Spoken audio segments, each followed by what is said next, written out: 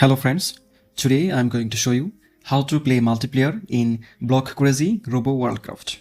To do this, first open your game and then tap on play. Now tap on create new. Now tap on create new world.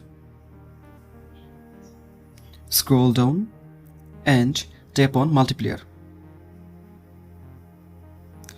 Enable these options and then tap on create.